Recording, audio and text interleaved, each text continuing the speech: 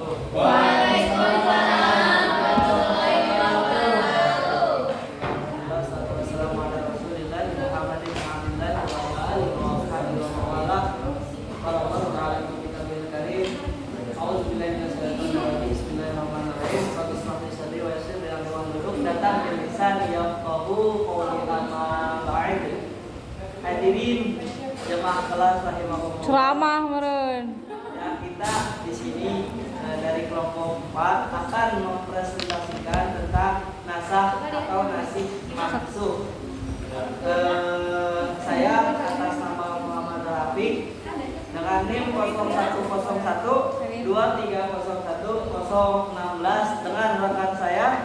Saya memperkenalkan diri, nama saya Rina Rianti dengan NIM 0101 2301 022 dan rekan saya Najwa Ramadhani Syabiti dengan NIM 0101 2301 017. Oke.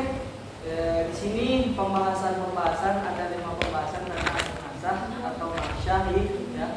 Yang pertama pengertian nasakh, yang kedua rukun dan syarat nasakh, dan yang ketiga dasar-dasar penetapan nasakh, yang keempat perbedaan pendapat, dan yang terakhir yaitu bentuk dan macam-macam nasakh. Langsung saja kita ke pembahasan pertama yaitu pengertian nasakh. Silakan kepada rekan saya. Nah, yang pertama ngebahas tentang pengertian nasakh. Kata nasakh berasal dari kata nasik atau mansukh yang merupakan bentuk dari perubahan dari kata nasakh. Masdar dari kata kerja nasakh. Kata nasakh sendiri mempunyai banyak makna. Ia bisa berarti menghilangkan atau al-izalah, yang dimana juga tercantum dalam ayat Al-Hajj ayat 52. Yang kedua, bisa didefinisikan juga sebagai tabdil atau pergantian, yang dimana dijelaskan dalam surat An-Nahl ayat 101. Juga bisa didefinisikan sebagai tahwil atau memalingkan, seperti tanasukh al-mawaris yang artinya memalingkan pusaka dari seseorang kepada orang lain. Juga keempat bisa didefinisikan sebagai nafsu, yang artinya memindahkan dari suatu tempat ke tempat lain, seperti nasakhtu al-kitabah, yakni mengutip dan atau memindahkan isi kitab tersebut berikut lafaz dan tulisannya. Namun dari segi terminologi, para ulama mendefinisikan nasakh ini sebagai redaksi yang sedikit berbeda, tetapi dengan pengertian yang sama, dengan rafu al-hukum al-sya'ri bil al-kitab al-sya'ri, artinya menghapuskan hukum syara dengan kitab syara pula. Nah, juga sementara itu ada Quraisy Shihab menyatakan bahwa antara ulama-ulama mutaqaddimin atau mutaakhirin tidak sepakat dengan pemberian pengertian nasakh secara terminologi. Mereka memperluas arti nasakh sehingga mencakup yang pertama adalah pembatalan hukum yang ditetapkan oleh hukum yang ditetapkan. Terus pengecualian hukum yang bersifat umum untuk hukum yang spesifik. Terus yang ketiga, penjelasan susulan terhadap hukum yang bersifat ambigius. Terus yang keempat adalah penetapan syarat bagi hukum yang datang kemudian digunakan untuk membatalkan atau merubut atau menyatakan berakhirnya masa berlakunya hukum yang terdahulu. Dari definisi yang ada, para ahli usul fikih menyatakan bahwa nafs bisa dibenarkan bila memenuhi kriteria. Yang pertama adalah pembatalannya harus dilakukan memenuhi tuntutan syara' atau yang mengandung hukum dari Allah dan Rasulnya yang disebut nasik atau yang menghapus. Yang kedua adalah yang dibatalkan adalah syara' yang disebut dengan mansukh atau yang dihapus. Yang ketiga adalah nasik harus datang kemudian terakhir dari mansukh. Dengan demikian istisna atau pengecualian tidak disebut nas. Lanjut ke pembahasan yang kedua yang akan disampaikan oleh Najwa. Selanjutnya ada rukun dan syarat nasakh. Yang pertama ada nasakh adalah pernyataan yang menunjukkan adanya pembatalan hukum yang telah ada. Yang kedua, nasih yaitu dalil kemudian yang menghapus hukum yang telah ada. Pada hakikatnya nasih itu berasal dari Allah karena Dialah yang membuat hukum dan Dia pula yang menghapusnya.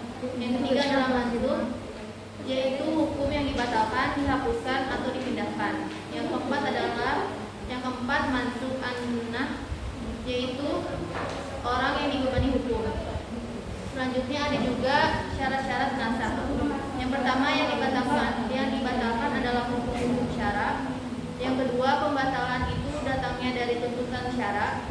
Yang ketiga, pembatalan hukum tidak disebabkan oleh berakhirnya waktu pemberlakuan hukum. Seperti perintah Allah tentang kewajiban berpuasa tidak berarti dinasakh setelah selesai melaksanakan puasa tersebut. Yang keempat, tuntutan yang mengandung nasakh harus datang kemudian. Dengan demikian ada dua lapangan yang tidak menerima nasakh, yaitu seluruh khobar atau akidah, baik dalam Al-Quran maupun As-Sunnah. Sebab pembatalan khobar berarti mendustakan khobar itu sendiri, sedangkan Al-Quran dan As-Sunnah mustahil membuat kebohongan. Yang kedua, hukum-hukum yang disyariatkan secara abadi. Selanjutnya ada dasar-dasar penetapan nasakh yang akan disampaikan oleh Arab. Bukan politik di poesi sertifikat Ya, di sini dasar-dasar penempatan nasakh itu sendiri ada cukup banyak ya. Cuman hanya beberapa yang akan disampaikan. Yang pertama mana al-matan, yaitu menetapkan 3 dasar untuk menegaskan bahwasannya suatu ayat dikatakan nasikh atau menghapus itu ayat lain masuk dihapus. Ketiga dasar adalah yang pertama tentang pentransmisian yang jelas, yaitu an-naql al-syarif dari Nabi atau para sahabat, seperti hadis yang berbunyi kuntu naihaitukum az-zayyirat al-kubur ala fazluha. Aku dulu melarang kalian berziarah kubur, sekarang berziarahlah. Juga seperti ungkapan Anas bin Malik berkaitan dengan ashab sumur ma'munah wa nuzila fihi Quran Qur'anan hatta rufi'a. Untuk mereka telah turun ayat sampai akhirnya dihapus. Yang kedua yaitu melalui kesepakatan umat bahwa ayat ini nasikh dan ayat itu mansukh. Dan yang ketiga yaitu melalui studi sejarah, mana ayat yang lebih belakang turun sehingga disebutkan nasikh dan mana yang duluan turun sehingga disebut mansukh. Jadi di sini ayat yang lebih belakang turun, contoh ketika Al-Quran turun itu ada yang kemarin dijelaskan yang memang ayat itu berkaitan secara langsung gitu ya tentang puasa, di mana ayat 183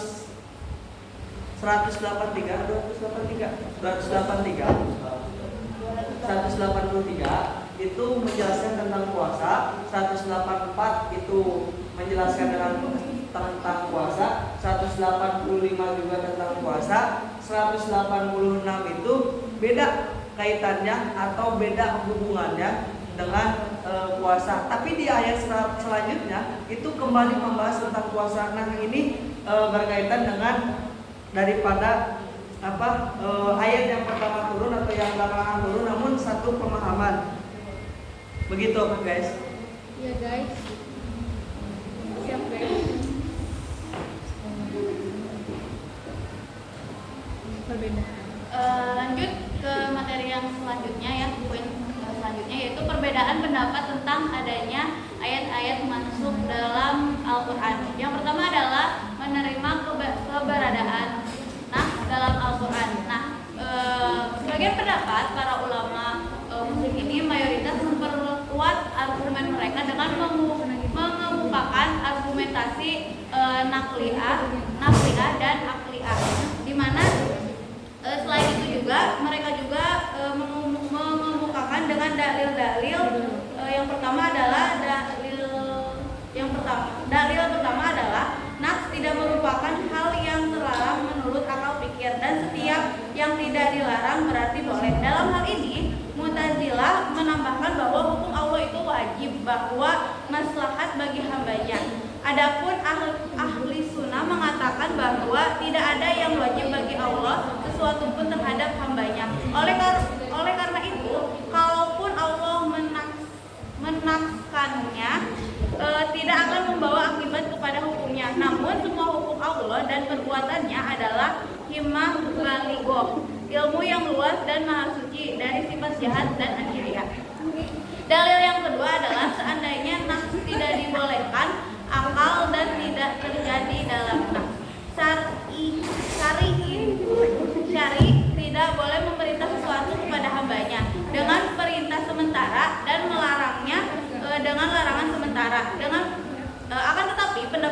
ditolak oleh para penentang nas. Nah, dan mereka berkata bahwa perintah dan larangan itu dapat terjadi seperti di atas. Terus dalil ketiga adalah seandainya nas itu tidak boleh menurut akal dan terjadi menurut sam'iyat, tidak akan ditetapkan risalah Nabi Muhammad SAW kepada seluruh alam, sedangkan semuanya mengakui bahwa risalah itu semuanya berlaku untuk seluruh alam dengan dalil yang pasti. Oleh karena itu bisa disimpulkan bahwa syariat yang terdahulu dengan sendirinya akan kekal, tetapi akan dinaskan oleh syariat yang terakhir. Oleh karena itu naks boleh dapat terjadi gitu. Dalil yang keenam adalah terdapat dalil yang menunjukkan bahwa nas terjadi menurut nas gitu. Oleh karena itu kejadian terjadi atau al-wudu membawa pengertian boleh menambah atau az-zawad wa ziyadah. Nah, mengenal kemungkinan terjadinya nas dalam Al-Qur'an, Abu Wahab menuturkan bahwa tidak semua ayat Al-Qur'an bisa menerima nas. Seperti ayat-ayat yang mengandung asasi atau pokok yang tidak bisa berubah dengan perubahan kondisi manusia. Misalkan ayat-ayat itu tentang akidah, pokok-pokok ibadah, keadilan, kejujuran, dan sebagainya. Begitu pula dengan ayat-ayat berisi berita yang tidak mengandung perintah atau larangan seperti berita umat-umat terdahulu gitu. Misalkan ayat-ayat ini itu secara tekstual yang menunjukkan bahwa ketentuan hukumnya berlaku sepanjang masa. Juga yang kedua adalah menolak keberadaan naks dalam Al-Quran. Para ulama ini yaitu kelompok yang menolak ini adalah kelompok Abu Muslim Al-Asfahani, yaitu Qudori Baik yang menjelaskan bahwa Imam Ar-Razi juga sependapat dengan Al-Asfahani. Masuk ke dalam kelompok yang berseberangan dengan pendapat mayoritas di atas adalah Muhammad Abduh, Rashid Ridho, Taufik Sidki, dan Ustadz Al-Qudri. Mereka menolak alasan para pendukung nas itu mengajukan Al-Quran pada surat Al-Baqarah ayat 106. Bagaimana legitimasi keberadaan nas dalam Al-Quran? Berarti ayat-ayat hukum dalam Al-Quran menutup ayat Anna Allah ala kulli syai'in qadir. Menurutnya mengisyaratkan bahwa ayat yang dimaksud adalah mukjizat. Apa yang menjadi keberatan Abu untuk mengajukan Al-Quran surat Al-Baqarah ayat 106 sebagai legitimasi nas dalam Al-Quran juga dikemukakan oleh Al-Asfahani, yang dimana terhadap argumentasi mayoritas ulama didukung oleh surat An-Nahl ayat 101. Dan kemudian Al-Asfahani itu membantahnya dengan mengajukan ayat ke-42 di surat yang sama. Lanjut ke bentuk-bentuk dan macam-macam nas yang akan disampaikan oleh Abi. Ya, bentuk-bentuk dan macam-macam nas. Yang pertama yaitu nasab sorry, yaitu ayat yang secara jelas menghapus hukum yang memang berkaitan dengan ayat sebelumnya, di mana itu juga dijelaskan di dalam Quran surat Al-Anfal ayat 65 dan 66 yang berbunyi A'udzubillahi minasyaitonirrajim Bismillahirrahmanirrahim Ya ayyuhan abdul mu'minina 'alal qital iyyakum minkum 'ishruna sabirun ya'rifu mi'atayn wa iyyakum minkum yaghlibu alfan minal ladzina kafaru bi annahum qaumun la yafqahun al-ana khaffafa Allahu 'ankum wa 'alima anna fikum dha'fa fa iyyakum minkum mi'atun sabiratun yaghlibu mi'atayn wa iyyakum minkum alfun yaghlibu alfayn bi'idznillah wallahu ma'as sabirin. Shadaqallahul azim. Di mana yang pertama yaitu menjelaskan tentang para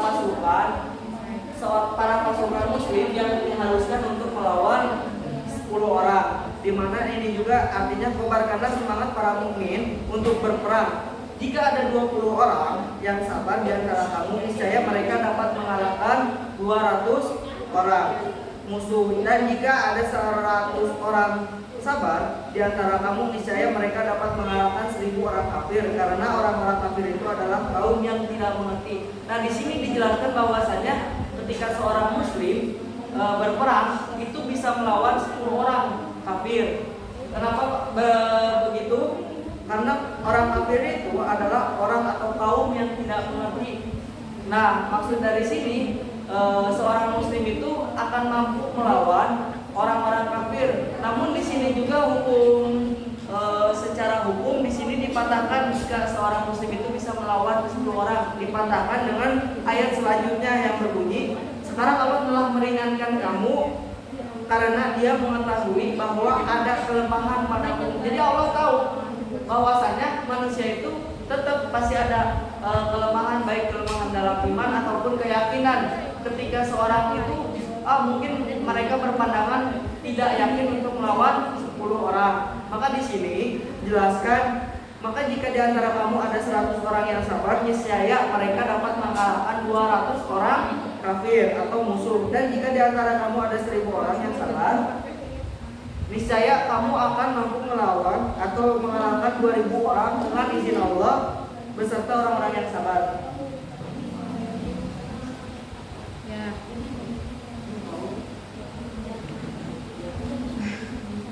Nah, yang kedua itu sendiri yaitu ada nasah zimi atau nasah zimi, yaitu terdapat dua nasah yang saling bertentangan dan tidak dikompromikan dan keduanya turun untuk sebuah masalah yang sama. Jadi masalahnya itu ya sama dan mampu untuk didiskusikan lah kalau bahasa kita mah.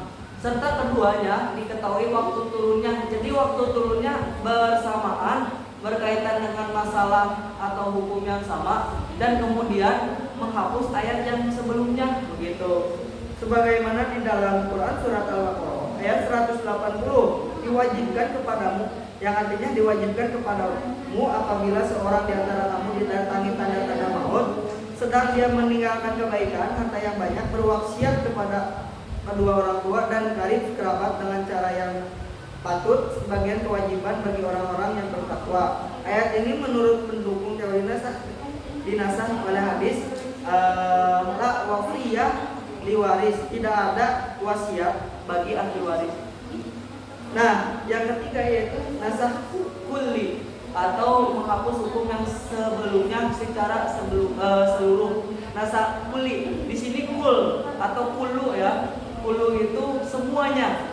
Jadi secara nasah kan tadi dijelaskan menghapus, kuli itu seluruhnya, jadi menghapus seluruhnya. Yang keempat yaitu nasah juz'i, yaitu menghapus hukum yang berlaku bagi semua individu dengan hukum yang mutlak berlaku bagi sebagian individu, atau menghapus hukum yang bersifat mutlak dengan hukum yang muqayyad. Sadaqallah. Muqayyad itu apa? Ya.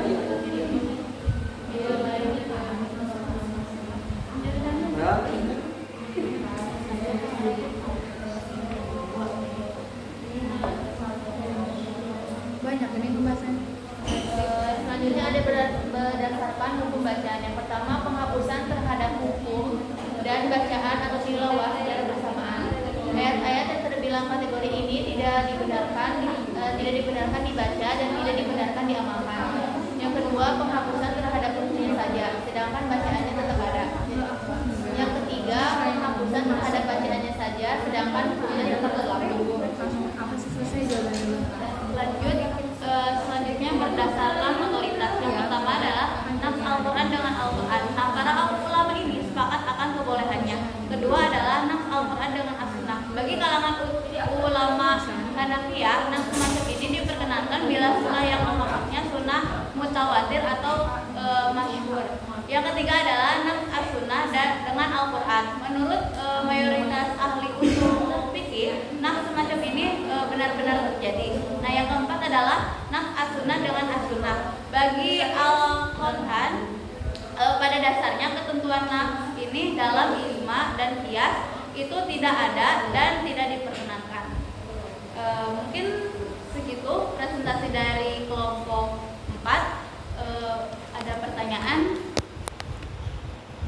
Gak? Tadi kan mengenai penerimaan keberadaan nafs dalam Al-Quran. Dijelasin bahwa ulama diperkuat dengan argumentasi nakliyah. Ya. Nah, argumentasi nakliyah yang mereka kemukakan berasal dari mana? Oh, ya. Gak. Izin bertanya untuk kelompok 4. Tadi kamu menjelaskan tentang nasakh dan mansukh. Nah, apa sih hikmah dibalik kita mempelajari nasakh dan mansukh dalam Al-Quran? Terima kasih. Teman-teman semuanya, jadi itu kan ada 4 ya. Nah, satu apa aja? Sore, Juli, sama Juli. Kemudian kan nasakh mansukh itu tadi secara arti al-izalah. Gak apa. Benar nggak? Menghilangkan, ya kan? Oh. Nah kemudian tadi itu perasaan yang dijelaskan itu masa sore doang ya, yang dicontohkan dengan Al-Quran sama orang ya kan, masa sore doang. Nah kan tadi nasakh itu kemudian hubungannya ada Al-Quran dengan Al-Quran, Al-Quran dengan As-Sunnah, Sunnah dengan Al-Quran, Sunnah dengan As-Sunnah. Kemudian pengennya tuh ini contoh nasakh mansukh. Nasakh mansukh itu kan tadi ada yang 4 itu, ada yang tulisannya masih ada tapi hukumnya udah nggak ada yang tulisannya udah nggak ada, hukumnya masih ada yang memang hilang dua-duanya, tulisan hilang, hukumnya hilang, ya kan? Kita cuma pengen contoh-contohnya aja. Contoh-contoh nasakh yang tulisannya masih ada tapi hukumnya udah hilang apa? Nasakh yang tulisannya udah hilang tapi hukumnya masih ada apa? Terus yang terakhir hilang dua-duanya. Itu kan jelas kan? Nasakh yang ada tulisannya masih ada tapi hukumnya hilang. Ini dulu yang bukan kami. Oh iya, sebelum kita lebih ya. Karena memang mereka itu menginginkan kesetaraan atau kesamaan dalam hak waris. Contoh, seorang anak laki-laki dengan seorang anak perempuan itu ingin dibagi rata dalam hal waris. Sepakat ya perempuan? Sepakat. Karena kenapa? Ya, kok ini harta keluarga saya kok, gitulah ibarat kesannya ya. Tapi kalau secara hukum Allah, secara hukum Al-Quran, bahwasannya laki-laki itu mendapatkan sisa atau asbah, sedangkan perempuan itu mendapatkan 1/2 atau 2/3 begitu dikala anaknya banyak ya. Atau juga bisa seorang anak termahjub, bukan seorang anak, seorang ya termahjub, anak kayak misal anak laki-laki dari anak laki-laki, intinya beda ibu lah ya, itu bisa termahjub, atau saudara laki-laki atau saudara cucu laki-laki, cucu laki-laki itu bisa termahjub atau terhalangi oleh seorang anak laki-laki ya. Dan anak laki-laki itu mendapatkan asbah daripada sisa semua hartanya dari baik dari istrinya ataupun dari anak perempuannya, baik satu ataupun banyak. Maka dari situ mereka menuntut agar keadilan bersama, tidak ada perbedaan antara laki-laki dan perempuan. Maka dari itu ilmu ahli waris atau faraid atau ahli waris itu bisa dikatakan ilmu atau catatannya masih ada, tapi jangan dipergunakan atau tidak dipergunakan. Termasuk sekarang. Karena apa? Perbedaan. Sebenarnya Allah memberikan perbedaan tersebut karena tuntutan laki-laki itu banyak. Karena pertama harus menafkahi istrinya jikalau dia mempunyai seorang istri. Yang kedua menafkahi anaknya apabila dia mempunyai anak. Kalau misalnya udah nikah pasti punya anak atau mungkin kedepannya punya anak ya. Nah dari situ perbedaan ahli waris itu berkaitan. Nah sepakat gak ilmu waris itu jarang dipergunakan di zaman sekarang? Sepakat gak? Ya, sepakat. Saya tidak setuju kalau misalnya itu tidak ketika kita tidak menggunakan apa yang sudah dihukum oleh Allah, diberikan hukum oleh Allah, maka keadilan itu tidak akan terwujud. Ya. Dan bahkan sampai sekarang, ketika ilmu waris ini tidak digunakan, maka akan banyak sekali perselisihan. Ya, Dan makanya itu studi dari guru saya dalam pelajaran ilmu faraid ketika saya mengikuti kajian beliau. Saya punya contoh lain yang lebih menurut saya lebih pas.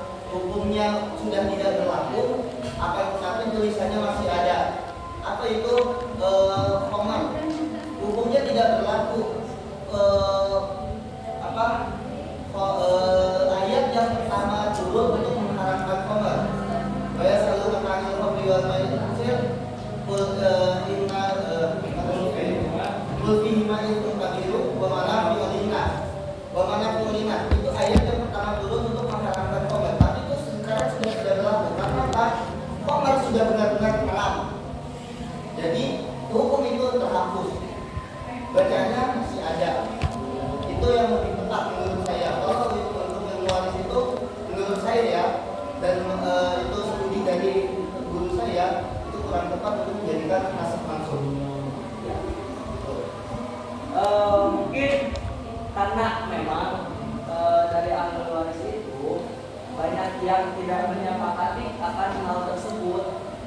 Dari perempuan itu tidak ingin ini salah satu sesepuh di Purwakarta juga dan ahli faraid yang Habib Salim Asega, dan itu adalah seorang pengarang kitab faraid di Purwakarta dan dianggap sebagai ahli banget di bidangnya, dan beliau mengatakan ilmu faraid itu adalah salah satu ilmu yang Allah tarik karena memang manusia itu menuntut keadilan katanya ya.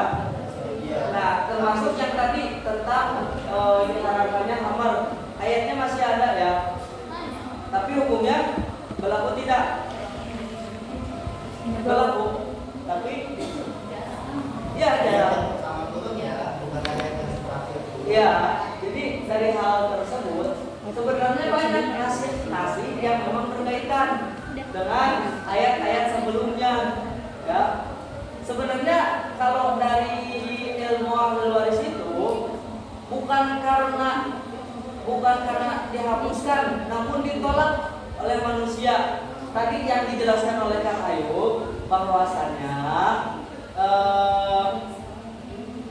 tentang ahli waris itu apabila atau tentang nasib itu apabila ketika Allah menetapkan suatu hukum dan tidak dipergunakan, maka dan apabila tidak dipergunakan, yaitu adalah sesuatu yang memang menjadi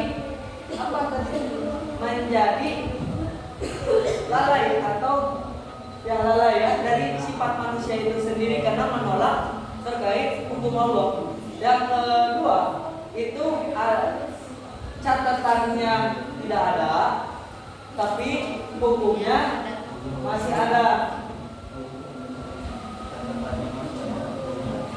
Catatannya tidak ada, tapi hukumnya masih berlaku.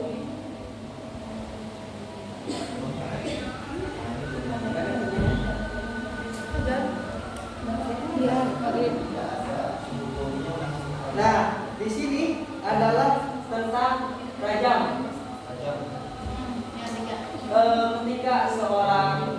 Ketika seseorang melakukan zina atau berbuat zina, seseorang itu belum menikah, maka ia dirajam. Ya, sebanyak berapa kali? Ada yang tahu? 100 sampai mati. Sampai mati. Ya, itu buat orang yang sudah menikah yang dirajam sampai mati itu. Namun untuk orang yang belum menikah itu dicambuk 100 kali. Dan buat laki-laki 2 kali lipatnya. Nah, itu hukumnya. Tapi kan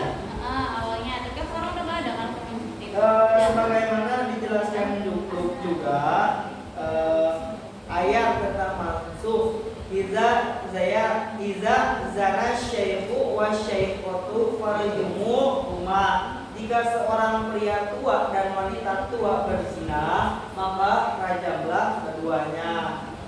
Begitu. Dan juga dijelasin asyaikhu wa syaikhatu farjumuhumal batata bima qadaya minal lazzah. Seorang pria tua dan seorang wanita tua rajamlah mereka lantaran apa yang mereka perbuat dalam bentuk kelezatan, atau kelezatan di sini yaitu kelezatan zina. Begitu. Dan untuk yang ketiga yaitu penghapusan secara kedua-duanya.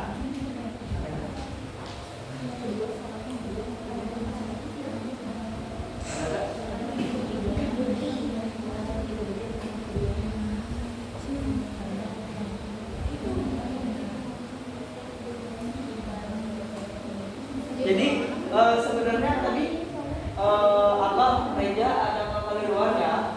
Yang pertama itu penghapusan ayat, ya, atau penghapusan bukan ayat tapi hukum sebelumnya diganti dengan ayat yang baru gitu. Dan atau bisa dikatakan pergantian ayatnya masih ada dan hukumnya masih berlaku. Yang kedua yaitu ayatnya atau catatannya tidak ada tapi itunya masih berlaku, apa hukumnya masih berlaku. Dan yang ketiga itu penghapusan kedua-duanya. Maksudnya penghapusan keduanya itu penghapusan terhadap bacaannya dan hukumnya tetap berlaku. Jadi ayatnya diperkuat dengan ayat selanjutnya. Yang kedua itu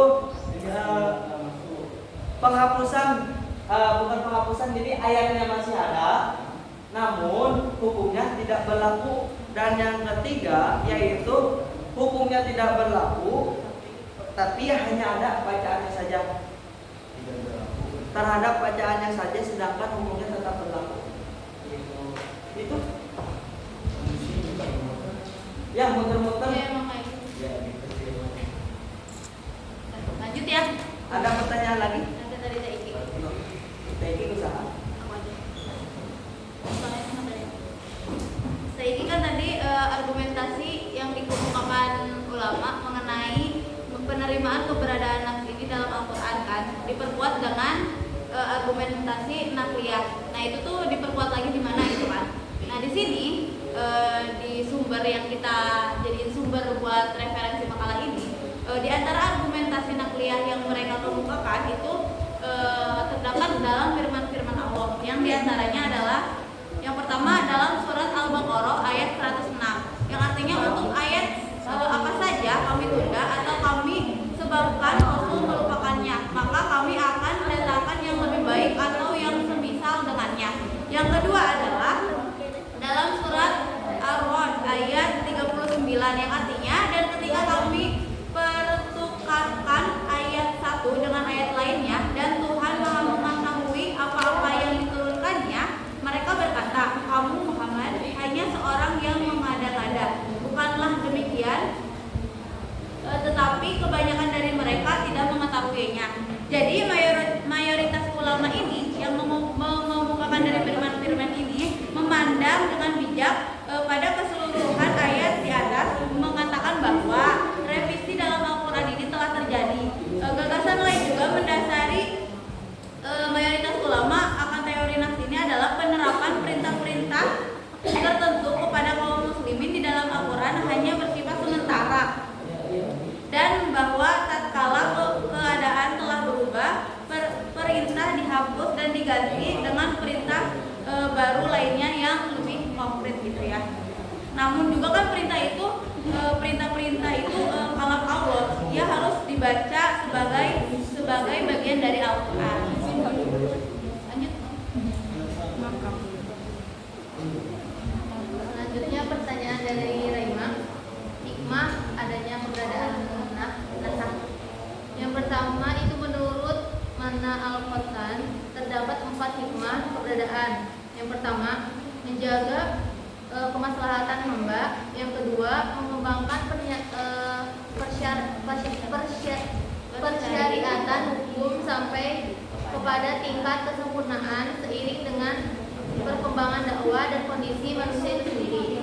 Yang ketiga, menguji kualitas keimanan mukallaf dengan cara adanya perintah yang kemudian dihapus. Yang keempat, merupakan kebaikan dan kemudahan bagi umat, sebab apabila ketentuan nasih lebih berat daripada ketentuan mansuh, berarti mengandung konsekuensi pertambahan pahala. Sebaliknya, jika ketentuan dalam nasih lebih mudah daripada ketentuan mansuh, itu berarti kemudahan bagi umat. Udah terjawab semuanya ya. Baik, sekian presentasi dari kelompok 4. Mohon maaf apabila banyak kesalahan dari kami, dari penjelasan, penyampaian materi ataupun penulisan makalahnya. Terima kasih atas perhatiannya dan partisipasi para penanya. Wassalamualaikum warahmatullahi wabarakatuh. Waalaikumsalam warahmatullahi wabarakatuh.